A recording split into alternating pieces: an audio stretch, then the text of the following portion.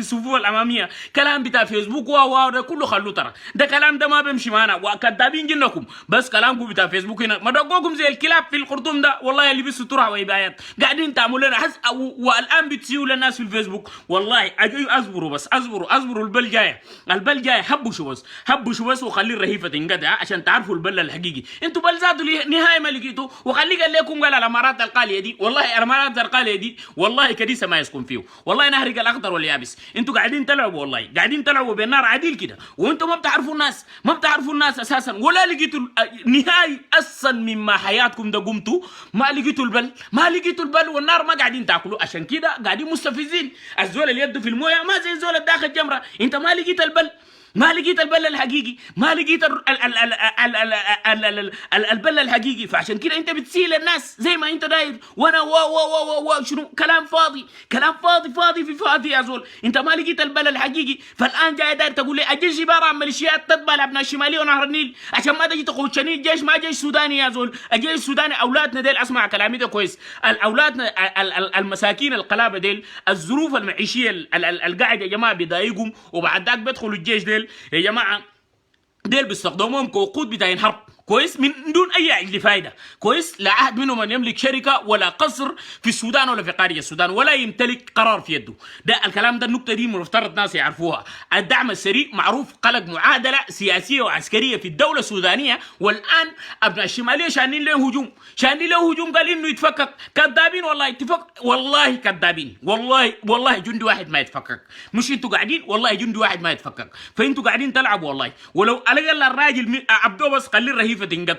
والحشاش يملا شبكته والفورو مليون عديل كده شفتها والفورو مليون عديل كده قاعدين لكم في الخرطوم ده اي ود مره وتعرفونا زي جوا بطونكم فما قلال ادبكم وصفاحه بتاعتكم دي بس امشوا للناس اللي انتم بتعرفوهم تماما الناس الضعفاء امشوا قولوا معهم ادبكم ده لكن احنا ما بتقدروا تقولوا معنا ادبكم يا زول والله بينبل لكم بل تعرفوا البل يوم البل فما تتكلموا لنا كلام فاضي كيزانا باريك ما هم كلهم واحد كعقليه بتاعت كنقبه نيليه عديل كشماشه سعاليك حراميه بتاع البلد نهبوا البلد وقتلوا الناس بالدم البارد وبيجي بيضحكوا للناس باسم القوميه الزائفه هو القوميه الزائفه دي نحن ما دايرينها ولا هنمشي معاها ذاته ليوم الدين ما هنمشي بالقوميه الزائفه لانه القوميه الزائفه هي من دمرتنا هي من قلق لنا الميليشيات وقلق الصراعات والفتن في كل انحاء السودان ده الا ما عدا الاقليم الشمالي لانه الاقليم الشمالي البلوك ده يا اخي الاقليم الشمالي لانه الناس المسيطرين للدوله من الاقليم الشمالي ما بحرقوا مكاناتهم بيجوا بحرقوا لنا دارفور بحرقوا لنا جبال النوبه بحرقوا لنا كردفان بحرقوا لنا النيل الازرق بحرقوا لنا الشرق بنفس الكيفيه لانه هم مسيطرين للدوله عشان كده بحرقوا الهتاد على كيفهم لكن شمال النيل ده خط احمر بيعتبروه اراضي مقدسه ما بحرقوا فعشان كده ده الشيء الحاصل يعني كده انت بس انظر السودان دي مما نال استقلاله لا تاريخ اللحظه ده ما سمعنا يوم واحد حرقوا الشمال ده ليه لانه الناس اللي بحرقوا بيوت الناس هم من الشمال النيلي فزول ما في زول بحرق بيته عشان كلام ده لاي فلنجا يخليه يخطوا في تايجو ويخطوا في راسه تماما يعني عشان ما تعملوا لنا الخم وسواقه بالقلا والجيش مع الجيش ومع دراكه مع الجيش ده جيش ميليشيات يا زول نحن ما بنعترف بالجيش ده يا زول الجيش ده لابد ان يتم هيكلته ولابد ان يتم له سياقه من جديد كويس كل الناس يكونوا في صنع القرار ما حصريا لكم البلد ده ما واقع لكم في عطاء يا زول عشان تيجي تخموا الناس على كيفكم بتسوقوا الناس على كيفكم زي ما انتوا دايرين زي ما انتوا تقتلوا الناس زي ما انتوا دايرين تبيدوا الناس زي ما انتوا دايرين ده لا والان كمان الحركات المسلحه لابد ان يتم دمجوا للجيش يتم دمجهم في الجيش احنا لو اصلا دايرين الجيش ما كان شيء سلاح يا زول ويجي يا جلاب هو اسمع ده ما كان مشينا عملنا سلاح يا زول كان من بدايه قولتيت انه نجي نتجند كان مشينا اقرب خيمه جنتنا يا زول اقرب خيمه كانت جنتنا لو اصلا نحن معترفين بالجيش نحن شلنا السلاح ده من اجل حقوق ومن اجل حقوق اسمع كلامي ده كويس من اجل حقوق في الدوله دي يا زول من الحاجات كثيره جدا انتوا حصريا لكم تشادين افارقه جايين من غرب افريقيا ده ما بيعنينا اساسا الرهيفه تنقط والفورو مليون والحشاش يملى شبكته مكان الاسبجينان والزو 37 والراجمه والله نحن متاكدين كتار اللي بيتكلموا ونحن رجال والله نلقوكم زي النسوان ولا قال امر لنا في الشوارع وفي الصفوف الاماميه بس دايرينكم في الصفوف الاماميه الرقاد تحت السراير وهذا كله ما بيحل مشكله لانه نحن ما دايرينكم ترقدوا لنا تحت السراير لا تعالوا امرقوا لنا برا واطلعوا برا من جحوركم امرقوا النوم تهدك تاني ما في ما في نوم تحت، تحت تاني نوم ما في، كله شغل بل بس بل في بل.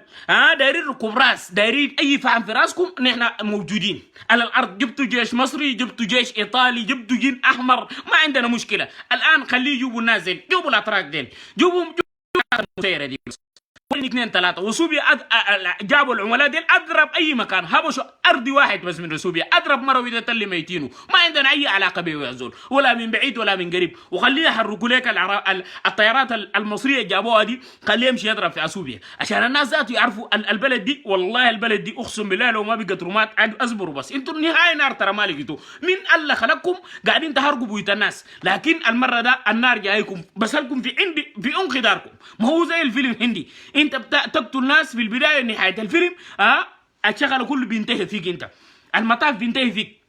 فعشان كده والله ادينا بقدر ما تقدر اي زول يا جماعه بدينا داير يتكلم يا اخي، اي زول يا جماعه بيجي هنا داير انه عامل فيها كلام ده شفتها عشان تمشي. الفور مليون نحن ما عندنا علاقه يا زول، لا بنعرف جيش لا بنعرف جين احمر، النازل تبتول، لكن نحن داير التشادين احرار معروفين ناس انتم دوله، لكن انتم علاقتنا نحن بتشاد شنو؟ لو اصلا تشادين ما نمشي نقعد في تشاد، خلينا نقول في السودان. والسودان ده اجدادنا الحرب في حدث رجالك الاسود الداريه، من هم الاسود اللي كانوا قادوا جيش المستعمر؟ قادوا جيش المستعمر منو؟ ما دي اجدادنا نحن، تسمونا نحن تشادين؟ لكن المره ده اقسم بالله والله السودان تقع اكعب من رواندا. اسمعوا كلام ده كويس، وانتوا كلام ده اسب ما خد. والله بناتكم الجعباتهم الكبار دي والله عشان يطلعوا من الخرطوم ده والله يشوفوا الويل، والله يشوفوا الويل. البلوك ده يا اخي يشوفوا الويل، والله يشوفوا الويل. شوفوا الويل، ما شفتوا حاجه، لسه ما شفتوا حاجه. فالان جايين قامين الناس باسم الجيش، لم نعترف باي جيش يا زول، لم نعترف باي جيش. فاي فلنقاي خليه يخط الكلام ده في راسه يا زول. كل القوى خرطوم جوا، كل القوى خرطوم جوا. السايب بناسك جامل كل الناس الحلفاء بتاعنا ديل كلهم سليهم خليه يكونوا جاهزين عشان اي ركوب راس انهم فاهم في راسهم ده ان نكمل امام نقبه نيليه ولا نقبه جن. وده اخر فيلم انا قاعد اقول لكم، ده اخر فيلم، ده اخر فيلم بتاعتكم، ده اخر فيلم بتاعتكم. لكن والله سماوات بلا عمد، اخر فيلم انتم المفترض تمشوا بسترتكم وتمشوا. حكمتوا الناس 64 سنه، قتلتوا اولاد الناس، قتلتوا اولاد الناس بالاونطه، قتلتوا ناس في دارفور بتون اباده جماعيه، قتلتوهم في جنوب اباده جماعيه، قتلتوهم في جميع النيل الازرق، في كردفان جنوب كردفان اباده جماعيه. الان من المفترض تمشوا بسترتكم لو ما دايرين انه البلد دي تولع. لكن انتم الان بتمجدوا في الجيش. الجيش ما هو الذي خلق الدعم السري؟ ما هو الجيش؟ من هو صنع الميليشيات؟ الدعم السري، الصنع الميليشيات الجيش ده، سواء كان القطايع بتاع سواء كان اللي هو الدفاع الشعبي، سواء كان كل الميليشيات ديل ما السنهم منهم. الناس كتر الشير يا جماعه، الناس اللي بيقولوا لي صوت ما الله بيهاجموا لك. اغضبني تغضب ليوم الدين. انت غضب ذاته لقيت وين؟ لقيت غضب وين؟ انت لسه ما حرقوا لك 500,000 في قريه. لقيت الغضب وين؟ قال غضبان، قال في كلامي ده قال هو غضبان. يا اخي انا والله نترشق عديل، حرقوا لك 500,000 في قريه ولا حرقوا لك شنو عشان تغضب؟ لسه انت نار ذاته ما شفته، لسه النار ما شفته. اسمع كلامي ده كويس. ايوه عمل لنا هنا اطلع برا ده بكره ده بتاعت شراطك. ايوه ازبك يا جلابي امرك لنا بتاعت شراطك بكره ده. قول داير تركب راس عشان نوروك الركوب راس ده ذاته شنو.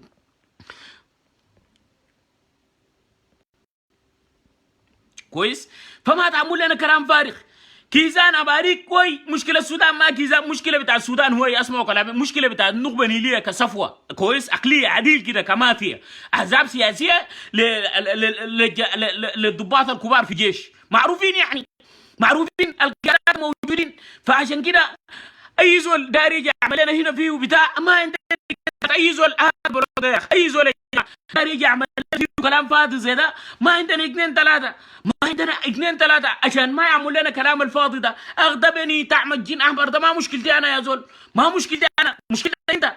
انت تغضب اعمل لك شنو؟ لسه الطيارات ما دورت في راسك، لسه ما اتحركت بالنار، تغضب لشنو؟ لسه انت غضب شفته وين ذاته؟ لسه غضب والله لسه ما شفت الغضب.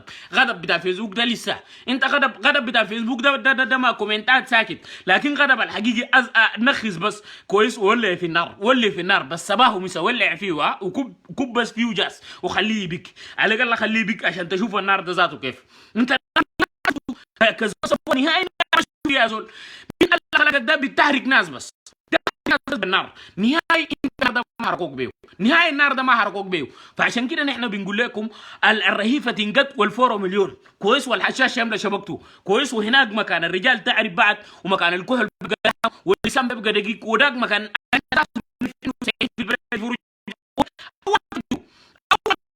نعرفكم كلامكم بس كده زي النسوان وجري المره دي ما في جري ما في، عشان ما تعملوا لنا كنكرن يا زول. اي زول يا جماعه دار يجي يعمل لنا فيه هنا بتاع بنديه ولا راسه هذا بلوك ضيق. شفت تريح جري مره ده ما في جري تجري تمشي وين؟ مأمور اللي بخليك تجري والله جري ما في واللعب بتاع كونه تحدد الناس بالطيران، دبابات موجودين على الارض كويس، دبابات موجودين على الارض عشان ما تعملوا عباره عن ميليشيات، عديل عباره عن ميليشيات يا زول، عشان ما تجي تخشونا وتخمونا بجاي تجوا لنا البشير، تجوا لنا عوض بن عوف ولا النميري ولا عبود، تجيبوا لنا يعني تجيبوا لنا الصادق المهدي، تشولوا الصادق المهدي تجيبوا لنا البشير، تشولوا البشير تجيبوا لنا عوض بن عوف، تشولوا عوض بن عوف تجيبوا لنا برهان. نحن ما عقلي تجارب يا زول كحامي السوداني، عشان ما تعملوا لنا اللايف بتهاجم الناس. كتر الشير يا جماعه عشان اللايف ده ما يهاجموا اولاد الكلب جنوا فالحين هنا بس شفتها، فالحين هنا بهاجموا اللايفات هنا، لكن على الاقل امرقوا لنا بعدين وكذا البلد دي هاك البلوك ده. اي زول يا جماعه الناس اللي بهاجموا لنا احنا دايرين هجوم يا جماعه ترى بالبنادق، ما دايرين هجوم بتاع الكلام الفاضي بتاع الفيسبوك وشنو ده، دايرين هجوم عديل كده في الصفوف الاماميه، دايرين الرجال اللي في الصفوف الاماميه، احنا دايرين الرجال اللي في الصفوف الاماميه. هنا كلام بتاع نايم في سريرك وبتهاجم لايفات بتاعت الناس اللي ما بتصف في مصلحتك، ده خلي ده خط بجانب ثاني. انا دايرك انت كزول تكون لنا راجل عديل تطلع لنا في الصفوف الاماميه مكان الكلاشينكوف ومكان الاسبيجناين بيشتغل ده كويس. نحن دايرينك هناك عديل، فعشان ما تعمل لنا كلام فارغ، تعمل لنا كلام فاضي. دايرينك هناك وجري مره ده ما في جري تجري تمشي وين؟ ما في جري يا زول، ما في جري، تجري قلب بخليك تجري منو؟ ما في زول بيخليك تجري، جري المره دي ما في. اي زول خليه يخط الكلام ده في راسه، ما تقول لنا قال جاري تجري والله تاخذ دانه بتاع ربجي، تجري تمشي وين؟ تجري والله ده كلام من احنا بنرفض جمله وتفصيلا. تمجدوا لنا في جيش جايين جيش عباره عن ميليشيات. اولادنا المساكين القلابه الظروف المعيشيه دعقت بين ديل انا بعتبرهم ناس مساكين وما عندهم دخل في المساله دي، لكن انا بنتكلم عن الضباط الكبار الشايلين الرتب العاليه من ابناء الشماليه ونهر النيل المسيطرين للبلد دي من سنة الى يوم هذا. هم السبب بتاعت البلاوي بتاعت السودان دي كلها، وسبب بتاعت الفتن والكلام الفاضي ده كله. اي زول يا جماعه جايين هنا الليل او نبلغ ناس بلوكات بس، شفتها اي زول بنديه بلوك في راسه يمشي تاخذ شفت بلوك في راسك لما تتكيف. جري مره ده ما في جري ما في موت يا رجاله، ما هو موت، ما جري ما في المره دي، جري ما في. تجري تمشي وين؟ والله ما في زول ذاته بيخليك تجري، الطرق كله مقفله يا زول، ما بتجري تمشي وين؟ تولي النار وتجري تمشي وين؟ تقعد بس مكان النار ده، تشوف النار ده ذاته حار ولا ما حار، تشوف النار ده ها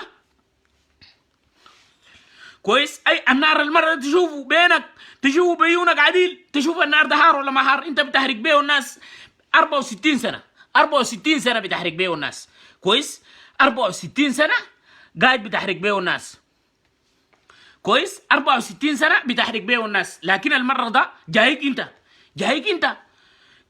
انت وهو جري المره دي ما في. تجري تمشي وين؟